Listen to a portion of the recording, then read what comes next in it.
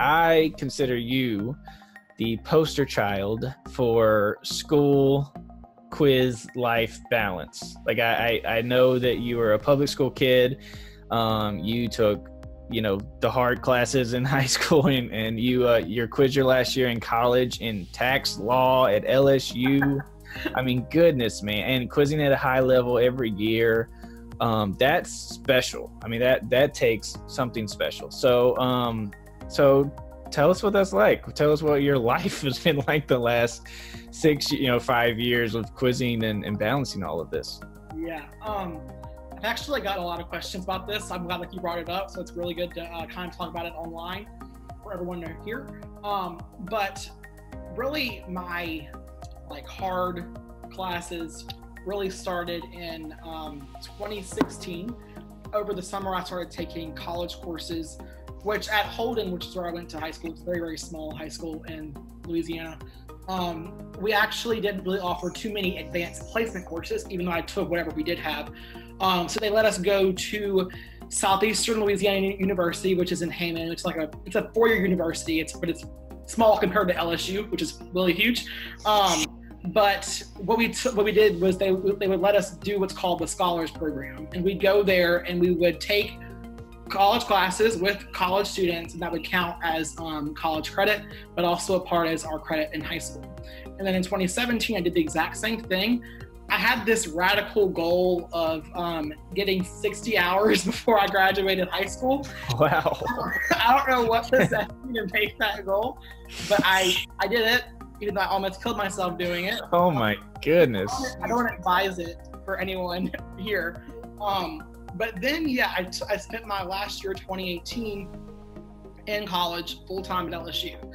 And outside of all that, I will say 2017, I wasn't always perfect with this life quizzing school balance. So 2017 was kind of like, you did it wrong.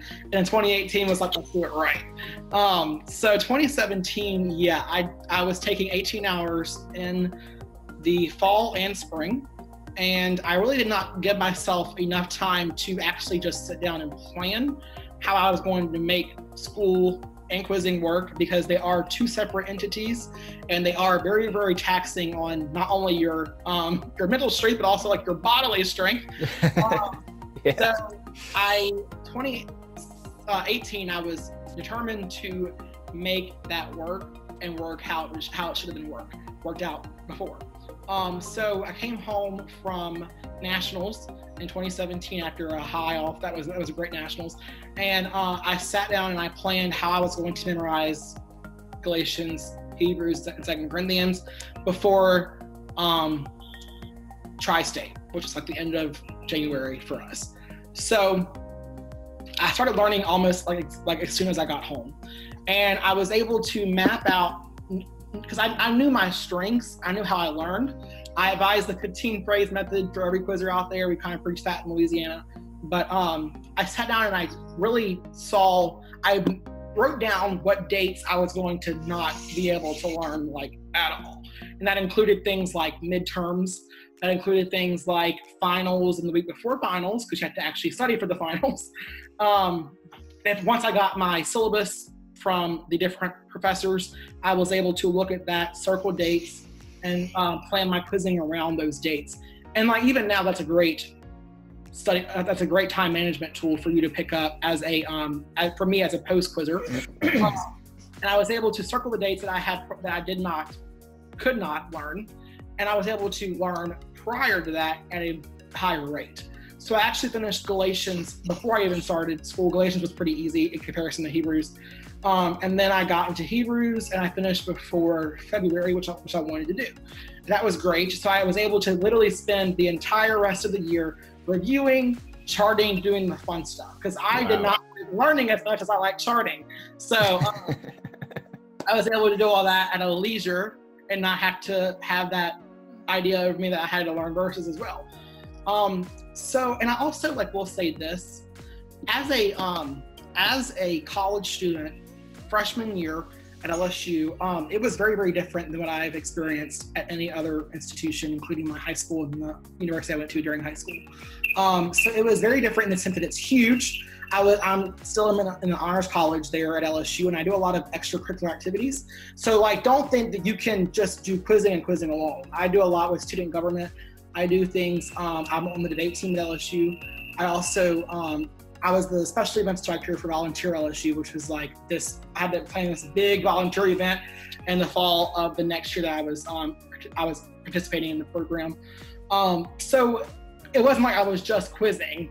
I was being able, but the key is not to just quiz, because I think there is a sense in where people think they only have to focus on quizzing and they actually don't quiz as well as what they would like to do, because they're so focused on doing well. But I would say the key to everything is balance and doing everything in moderation. And I found instances in my coursework through which I could apply the verses that I was studying. So I actually, you're gonna laugh at me, but I actually took a fall philosophy course, because I'm actually majoring in, one of my majors is in philosophy. I'm majoring in accounting, English, and philosophy with hopes to go into tax law and law school. So I'm starting this philosophy course, and the course is on ancient Greek, Roman, and medieval philosophy. So that's awesome.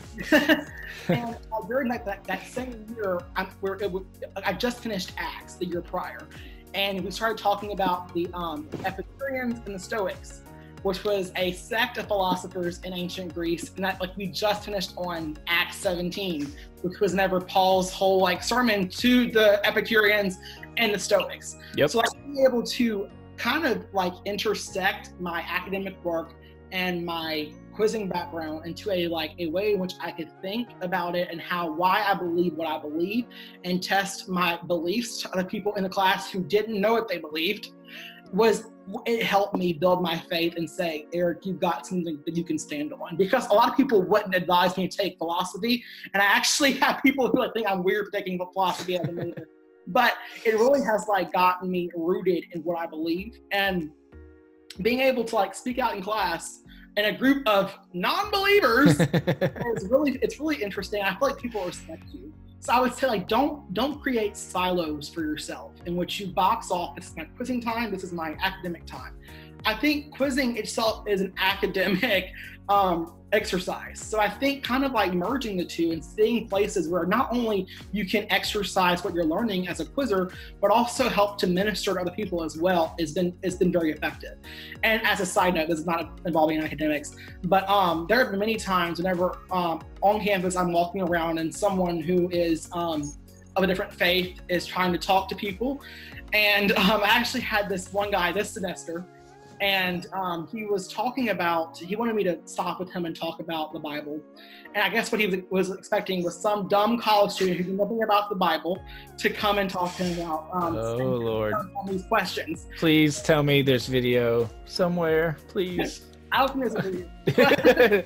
I wish. that would be awesome. He was asking questions about like salvation.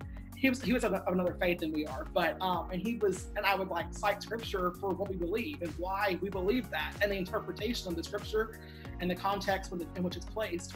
And he was just like, he was trying to wrap up the conversation so we can get to someone else who we could correct. So, but just having that as a warehouse and not being afraid to share the light that's in you, the hope that's in you with meekness and fear, is really important. And I say, don't box yourself in with academics and quizzing, but let them kind of, merge together into your life, because that is your life.